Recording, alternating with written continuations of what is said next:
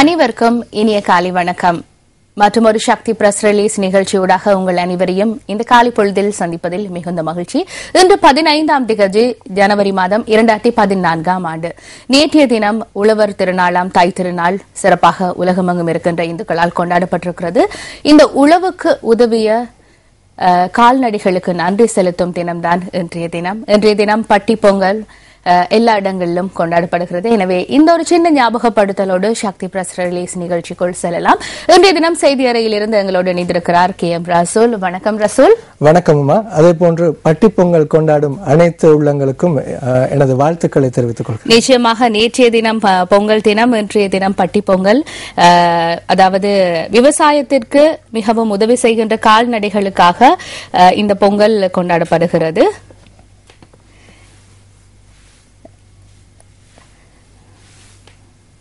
இன்று வெளிவந்திருக்கின்ற பத்திரிகைகளை நாங்கள் பார்க்க வேண்டும் ரசூல். அந்த வகையில் இன்று வெளிவந்திருக்கின்ற யாழ் தினக்குரல் பத்திரிகையை நாங்கள் முதலில் எடுத்திருக்கின்றோம். யாழ் தினக்குரல் பத்திரிகையின் பிரதான தலைப்புச் செய்தி: சர்வதேச விசாரணைக்கு கனடா உதவ வேண்டும். யாழ் வந்த அந்த நாட்டு உயர்மட்ட குழுவிடம் தமிழ் தேசிய மக்கள் முன்னணி கோரிக்கை. நேற்றைய தினம் அந்த நாட்டின் பிரதிநிதி ஒருவர் யாழ்ப்பாணத்திற்கு விஜயம் செய்திருந்த பொழுது அந்த முன்னணியின் செயலாளர் கஜேந்திரன் உட்பட பிரதிநிதிகள் சந்தித்து இந்த சர்வதேச விசாரணையை கோரியிருக்கிறார்கள். தமிழர் தாயகத்தில் கடந்த 60 வருடங்கள் இடம்பெற்று வரும் திட்டமிட்ட இன அழிப்பு குறித்து பக்கசார்பற்ற சர்வதேச விசாரணை நடத்தப்பட வேண்டும். அவ்வாறான தீர்மானம் ஒன்று ஐநா மனித உரிமைகள் கூட்டத்தொடரில் கொண்டுவரப்படுவதற்கு கனடா அரசாங்கம் உதவ வேண்டும் என்று நேற்று யாழ்ப்பாணத்திற்கு விஜயம் செய்த கனடா அரசியல் விவகாரங்களுக்கான பொறுப்பதிகாரியிடம் தமிழ் தேசிய மக்கள் முன்னணி கோரியுள்ளதாக அந்த செய்தி தொடர்ந்து செல்கிறது. இது இன்று வெளிவந்த யாழ் தினக்குரல் பத்திரிகையின் பிரதான தலைப்புச் செய்தி. அடுத்து இன்று வெளிவந்திருக்கின்ற வீரகேசரி பத்திரிகையின் பிரதான தலைப்புச் செய்தி: ஜனாதிபதி மஹிந்தவின் வெற்றி அடுத்த தேர்தலிலும் நிச்சயம். வேட்பாளரே இல்லா எதிரணி முடிந்தால் வெற்றியீட்டி காட்டட்டும், அரசாங்கம் சவால். யுத்த குற்றங்கள் தொடர்பாக விசாரணை, சர்வதேசத்தை வலியுறுத்த வேண்டும், கனடா குழுவிடம் தமிழ் தேசிய மக்கள் முன்னணி தெரிவிப்பு என்று இரண்டு பக்கங்களையும் நியாயப்படுத்தி அந்த செய்தி வந்திருக்கிறது.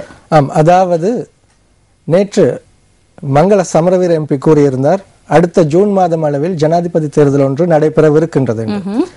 இதற்கு பதிலாகவே அரசு தரப்பில் அமைச்சர் ரோஹித் அபேகுணவர்தன இந்த விடயத்தை கூறியிருக்கிறார். அதாவது ஜனாதிபதி தேர்தலில் எந்த ஒரு தேர்தலையும் சந்திப்பதற்கு தயாராகவே இருக்கின்றோம், முடிந்தால் வேட்பாளர்களை நிறுத்தி ஐக்கிய தேசிய கட்சியோ அல்லது எதிரணியோ வெற்றி பெற்று காட்டட்டும் என்று அவர் சவால் விடுத்திருக்கிறார். அதாவது கடந்த ஜனாதிபதி தேர்தலில் 17 லட்சம் வாக்குகளால் அரசாங்கம் வெற்றியிட்டிருந்தது. அதே போன்று எதிர்வரும் தேர்தலில் நடத்தப்படுமானால் அதில் 25 லட்சம் வாக்குகளால் வெற்றி பெறுவதற்கு தயாராக இருப்பதாக கூறியிருக்கிறார். அடுத்த வருடம் ஜனாதிபதி தேர்தல் நடைபெறுவது நிச்சயமாகும். இதில் மீண்டும் ஜனாதிபதி மஹிந்த ராஜபக்ஷ 25 லட்சம் அதிகப்படியான வாக்குகளை பெற்று வெற்றி பெறுவது நிச்சயம் என்று அந்த செய்தி தொடர்ந்து செல்கிறது. அதே நேரத்தில் இலங்கையில் நடைபெற்ற யுத்த குற்றங்கள் தொடர்பான சர்வதேச விசாரணை நடத்தப்பட வேண்டும் என்று அந்த கனடா குழுவிடம் தமிழ் தேசிய மக்கள் முன்னணி தெரிவித்த கருத்து அடுத்த செய்தியாக வந்திருக்கிறது. இது இன்றைய தினம் வெளிவந்திருக்கின்ற வீரகேசரி பத்திரிகையின் பிரதான தலைப்புச் செய்தி. அடுத்து இன்று வெளிவந்திருக்கின்ற உதயன் பத்திரிகையின் பிரதான தலைப்புச் செய்தியை நாங்கள் பார்க்க வேண்டும். சர்வதேச விசாரணை கோரி கொழும்பு நகரில் போராட்டம். இந்த மாத இறுதியில் காணாமல் போனோரின் உறவுகள் களத்தில் குதிப்பு. இந்த அரசு காணாமல் போனோரை மீட்டு தரும் என்பதில் நமக்கு நம்பிக்கை இல்லை. சர்வதேச சமூகம்தான் இதில் உடன் தலையிட வேண்டும். காணாமல் போனோரை மீட்டு தர நடவடிக்கைகளை எடுக்க வேண்டும் என்று அந்த செய்தி தொடர்ந்து செல்கிறது. வடக்கு கிழக்கு உட்பட நாடு முழுவதும் காணாமல் போன ஊடகவியலாளர்கள், இளைஞர்கள், யுவதிகள், குடும்பஸ்தர்கள், குடும்ப பெண்கள் ஆகியோரை மீட்டு தருமாறு கோரியும் காணாமல் போனோர் தொடர்பில் சர்வதேச விசாரணைகளை கோரும் தீர்மானத்தை எதிர்வரும் மார்ச் மாதம் ஜெனீவாவில் நிறைவேற்றுமாறு வலியுறுத்தியும் இந்த மாத இறுதியில் கொழும்பில் மாபெரும் போராட்டம் நடைபெற உள்ளதாக அந்த செய்தி தொடர்ந்து செல்கிறது. ஏற்கனவே குறிப்பிட்டது போல் எதிர்வரும் ஐக்கிய நாடுகளின் மனித உரிமைகள் பேரவை கூட்டத்தொடர், இதனை முன்னிட்டுத்தான் அனைத்து நகர்வுகளும் முன்னெடுக்கப்படுகின்றன. அதாவது சர்வதேச கவனத்தை ஈர்த்துள்ள இந்த அமர்வு தொடர்பில் பல்வேறு தரப்பினர் பாதிக்கப்பட்டோர், அந்த அடிப்படையில் தான் இந்த காணாமல் போன உறவுகள் கொழும்பில் இந்த போராட்டத்தை நடத்தவிருப்பதாக அந்த செய்தியில் கூறப்பட்டிருக்கிறது. அதாவது ஏற்கனவே ஒரு முறை பொதுநலவாய அரசு தலைவர்கள் மாநாடு நடைபெறவிருந்த சந்தர்ப்பத்திலும் காணாமல் போனோரின் உறவுகள் பஸ்களில் கொழும்பு வருகை தந்த பொழுது பல்வேறு இடங்களில், குறிப்பாக வவுனியா, திருகோணமலை, யாழ்ப்பாணம் என்று பல்வேறு இடங்களில் காணாமல் போனோர்களை மீட்டு தருமாறு கோரி அவர்கள் கவன ஈர்ப்பு போராட்டங்களில் ஈடுபட்டிருந்தார்கள். அதன் ஒரு கட்டம் போல், அதாவது இந்த மார்ச் மாதம் ஜெனீவா கூட்டத்தொடருக்கு முன்பாக தங்களுடைய கவனத்தை ஈர்க்கும் வகையில் இவ்வாறான படிமுறைகளை அவர்கள் படிப்படியாக திட்டமிட்டிருக்கிறார்கள். தமது உறவுகளை மீட்டு தருமாறு இவர்கள் பல்வேறு வழிகளில் மன்றாட்டங்களை மேற்கொண்டு வருகிறார்கள். அந்த அடிப்படையில் சர்வதேச கவனத்தை கொண்டு வந்து அதன் மூலமாவது தங்கள் உறவுகள் தம்மிடம் வருவார்களா என்ற எதிர்பார்ப்பில் இந்த போராட்டம் முன்னெடுக்கப்படவிருக்கின்றது. இதேவேளை ஏற்கனவே பொதுநல அரசு தலைவர்கள் மாநாட்டிற்கு வருகை தந்தவர்கள் இடைவெளியில் தாக்கப்பட்ட சம்பவமும் பதிவாகியிருந்தது. அந்த அடிப்படையில் இந்த காணாமல் போனோரின் உறவுகள் கொழும்பிற்கு வருவதில் எந்த அளவு சாத்தியங்கள் காணப்படுகின்றன என்றும் நாம் சிந்திக்க வேண்டியிருக்கிறோம். அதாவது அதற்கு அவர்கள் அந்த போராட்டத்தை நடத்துவதற்கு முறையாக அனுமதி பெற வேண்டும். அனுமதி பெற்றுத்தான் அந்த போராட்டத்தை அவர்கள் முன்னெடுக்க வேண்டும். அது இன்றைய தினம் வெளிவந்திருக்கின்ற உதயன் பத்திரிகையின் பிரதான தலைப்புச் செய்தியாக இருக்கிறது.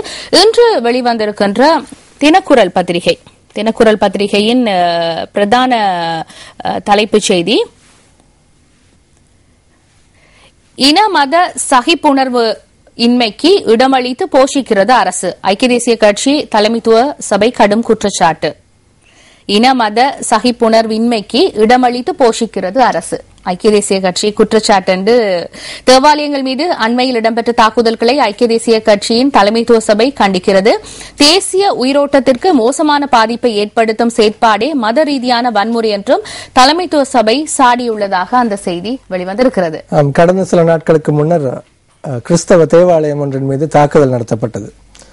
இந்த அடிப்படையில் தான் இந்த கண்டனம் வெளியிடப்பட்டிருக்கிறது. இதே போன்று அண்மை கால சம்பவங்களையும் நேற்றைய தினம் கூடிய தலைமைத்துவ சபை கண்டித்திருக்கிறது. ஆனால் பொதுவாக மத ஸ்தலங்கள் மீது மேற்கொள்ளப்படுகின்ற தாக்குதல்கள் மிகவும் வன்மையாக கண்டிக்கத்தக்க ஒரு விடயம். ஆனாலும் அது அந்த விடயங்கள் மாத்திரமில்லாமல் எல்லா விடயங்களிலும் அவர்கள் நியாய போக்கை கடைபிடிக்க வேண்டும். இதனை முன்னிட்டு தகுதி வாய்ந்த அதிகாரிகள் அல்லது அரசியல்வாதிகள் முக்கிய நடவடிக்கை எடுக்க வேண்டிய கடப்பாடும் இருக்கின்றது. நிச்சயமாக. அடுத்த செய்தியை நாங்கள் பார்க்க வேண்டும். இன்று வெளிவந்திருக்கின்ற தினகரன் பத்திரிகையின் பிரதான தலைப்புச் செய்தி, சமூகங்களுக்குள் பிளவுகளை ஏற்படுத்தும் முயற்சிகளை ஒன்றிணைந்து தோற்கடிப்போம். பௌத்த இந்து மதங்களுக்கிடையே சம்பிரதாயபூர்வ நல்லுறவு. வெளிநாடுகளில் அமைதியை சீரழிப்போர் எமது நாட்டின் மீது அனாவசிய அக்கறை. லேக் ஹவுஸ் நிறுவன சமூக உறவுகளை மேம்படுத்தும் பணியை நிறைவேற்றுகிறது. பொங்கல் விழாவில் பிரதமர் என்று சொல்லி இந்த செய்தி பிரதான தலைப்புச் செய்தியாக வந்திருக்கிறது. இன மத வேறுபாடின்றி சகலரும் சமத்துவத்துடன் வாழ அரசாங்கம் சகல நடவடிக்கைகளையும் எடுத்துள்ளதாக அந்த செய்தி தொடர்ந்து செல்கிறது. அடுத்து இன்று வெளிவந்திருக்கின்ற சுடரொளி பத்திரிகையின் பிரதான தலைப்புச் செய்தி, சர்வதேச விசாரணை கோரி கொழும்பு நகரில் போராட்டம். இந்த மாத இறுதியில் காணாமல் போனோரின் உறவுகள் களத்தில் குதிப்பு. வடக்கு கிழக்கு உட்பட நாடு முழுவதும் காணாமல் போனவர்கள் தொடர்பாகத்தான் இந்த ஏற்கனவே நாங்கள் பார்த்திருக்கின்றோம். அவர்கள் உறவுகள் களத்தில் குதிப்பதாக இந்த செய்தி இன்றைய தினம் சுடரொளி பத்திரிகையின் பிரதான தலைப்புச் செய்தியாக வந்திருக்கிறது. இன்று வெளிவந்திருக்கின்ற மெட்ரோ பத்திரிகையின் பிரதான தலைப்புச் செய்தி, 4 கோடி ரூபாவுக்கு விலை பேசப்பட்ட வெள்ளை கடலாமையான ரோசி உரிமையாளரின் மகளின் வீட்டில். புகைப்படத்தோடு அந்த செய்தி வெளிவந்திருக்கிறது. அதாவது மற்ற பத்திரிகைகளில் இருந்து விலகி ஒரு வேறுபட்ட ஒரு தலைப்போடு இந்த செய்தி வந்திருக்கிறது. ஆனால் இந்த செய்திக்கும் இன்றைய தினம் வெளிவந்திருக்கின்ற சிங்கள பத்திரிகைகளின் தலைப்புச் செய்திக்கும் ஒரு ஒற்றுமை இருக்கிறது. கொஸ்கொட கடலாம பாதுகாப்பு மத்திய நிலையத்திலிருந்து மர்மமான முறையில் காணாமல் போன பெண் வெள்ளை கடலாமை அம்பலாங்குடையில் உள்ள உரிமையாளரின் மகளின் வீட்டிலிருந்து கண்டுபிடிக்கப்பட்டுள்ளது என்று போலீசார் தெரிவித்ததாகவும், இந்த ஆமை மிக அரிதான வெள்ளை நிற கடல் ஆமை என்று குறிப்பிடப்படுகிறது. எனவே இது இன்றைய தினம் வெளிவந்திருக்கின்ற மெட்ரோ நியூஸ் பத்திரிகையின் பிரதான தலைப்புச் செய்தி. ரசூல், இன்றைய தினம் வெளிவந்திருக்கின்ற சிங்கள பத்திரிகைகளின் பக்கம் போகலாமா? பார்க்கலாமா? நிச்சயமாக. சிங்கள பத்திரிகையில் இன்று வெளிவந்திருக்கின்ற அத பத்திரிகையின் பிரதான தலைப்புச் செய்தி புகைப்படத்தோடு வெளிவந்திருக்கிறது. இதில் கூறப்பட்டிருக்கிறது, போலீசிய சோயாகத்து அத்ருதானு கஸ்பேவா நோவை நிவசின் ஹமுவே அமால் பெரேரா இல்லு கஸ்பேவாய். அதாவது காணாமல் போன வெள்ளையாமையை போலீசார் கண்டுபிடிக்கவில்லை. அந்த வீட்டிலிருந்து கண்டுபிடிக்கப்பட்டது ஏற்கனவே கலைஞர் அமால் பெரேரா கோரியிருந்த ஆமை என்று அங்கே குறிப்பிடப்பட்டிருக்கிறது. நேற்றைய தினம் நாம் நியூஸ் ஃபர்ஸ்டிலும் சேர்த்துக் கொண்டிருந்தோம். அதாவது இந்த கைப்பற்றப்பட்ட இந்த ஆமை 5 கிலோகிராம் நிறையுடையது. காணாமல் போன வெள்ளை ஆமையோ 9 கிலோகிராம் நிறையுடையது என்று. அப்ப இரண்டுக்கும் வித்தியாசம் இருக்கின்றது. இரண்டு ஆமைகளுடைய நிறைகளில் பாரிய வித்தியாசம் இருக்கிறது. எனவே நிச்சயமாக அந்த கண்டுபிடிக்கப்பட்ட ஆமையில காணாமல் போன ஆமை, இருவேறு ஆமையின் படங்களும் குறிப்பிடப்பட்டிருக்கின்றன. நிச்சயமாக. ஆனா இந்த ஆமை இனம் வந்து மிக அரிய வகையான ஆமை இனம். எனவே இதை வைத்திருப்பதோ அல்லது வளர்ப்பதோ வந்து முறையான அனுமதி பெற்றிருக்க வேண்டும். நிச்சயமாக இது ஒரு சிந்திக்கக்கூடிய ஒரு விஷயம். அடுத்து இன்று வெளிவந்திருக்கின்ற மௌபிம பத்திரிகையின் பிரதான தலைப்புச் செய்தி. ඇමති ෆීලික්ස් ඒකල ගෙදරකට පැන පහරදෙයි. அமைச்சர் ஃபீலிக்ஸ் ஏக்கல பகுதியில் உள்ள வீடு ஒன்றிற்குள் நுழைந்து தாக்குதல் நடத்தியிருப்பதாக அங்கே பிரதான தலைப்பு செய்தி காணப்படுகின்றது. அதேவேளை அங்கு மறுபுறமாக பதில் ஒன்று காணப்படுகின்றது. மற்ற 1,35,000 දෙන්න තිබ්බා මම තනියම ගියා. 35 லட்சம் ரூபாய் எனக்கு தரவிருந்தது, அதற்காக நான் தனியாகவே சென்றிருந்தேன் என்று அங்கே பதில் கூறப்பட்டிருக்கின்றது. பணத்தோடு சம்பந்தப்பட்ட விடயமாக இருக்கின்றது. இரண்டு தரப்பு நியாயங்களோடும் வந்திருக்கிறது. அடுத்து இன்று வெளிவந்திருக்கின்ற தினமின பத்திரிகையின் பிரதான தலைப்புச் செய்தி. 400ක් වටිනා ගායක අමල් ඉල්ලු සුදු කැස් බෑවා. අයිතිකරුගේ දියණියගේ නිවසින් සොයාගනි. காணாமல் போன 400 லட்சம் ரூபாய் பெறுமதியான வெள்ளையாமை, பாடகர் அமல் கேட்ட வெள்ளையாமை உரிமையாளரின் மகளின் வீட்டிலிருந்து மீட்கப்பட்டிருப்பதாக அந்த செய்தியில் குறிப்பிடப்பட்டது. இங்கும் ஆமைக்கு முக்கியத்துவம், வெள்ளை ஆமைக்கு முக்கியத்துவம் கொடுக்கப்பட்டிருக்கிறது.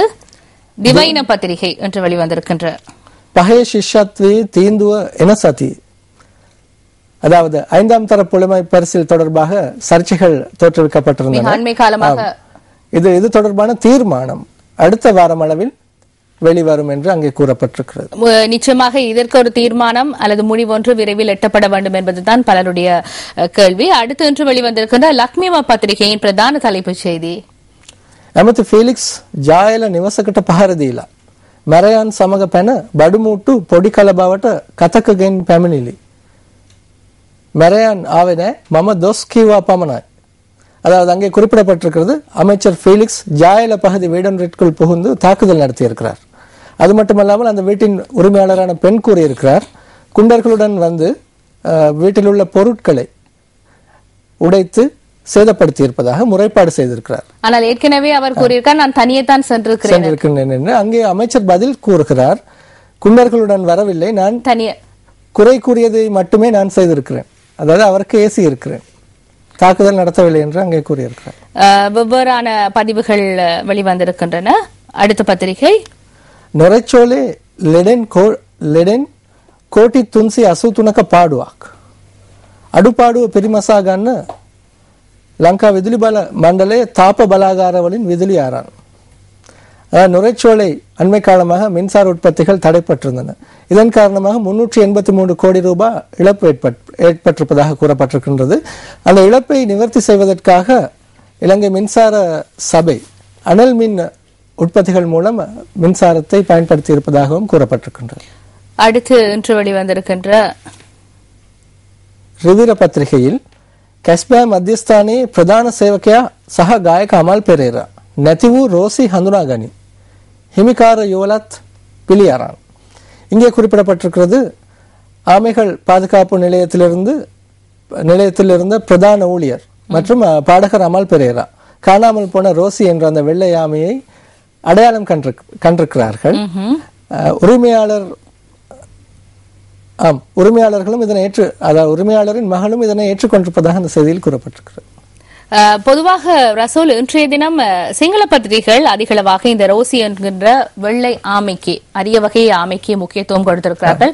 அதாவது ஒரு வளர்ப்பு நிலையத்திலிருந்து எந்த விதமான அறிவித்தலோ அல்லது அந்த கட்டுப்பாடுகளை மீறி அந்த ஆமை வெளியில் கொண்டு செல்லப்பட்டிருக்கிறது.